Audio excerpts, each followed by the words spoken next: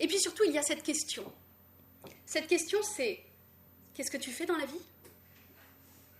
Le problème, c'est quand on ne fait rien dans la vie. Pas parce qu'on ne sait rien faire ou qu'on ne veut rien faire, mais parce que l'on n'a rien à nous donner. Et c'est pour ça que ça a alimenté ces derniers temps mes réflexions.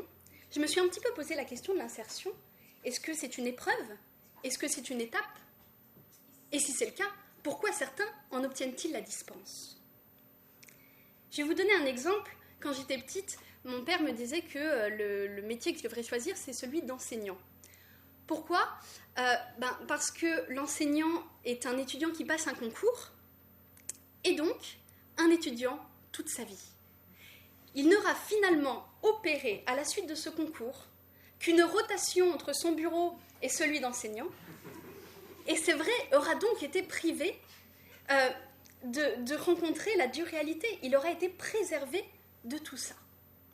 Alors bon, l'enseignement est quelque chose qui m'intéresse beaucoup, pas forcément pour les mêmes raisons que mon père, mais en réfléchissant à ça, on peut donc arriver à une conclusion. Peut-être que la non-insertion est choisie, finalement. Est-ce que l'étudiant en anthropologie ou en histoire de l'art médiéval n'a pas un petit peu choisi sa non-insertion?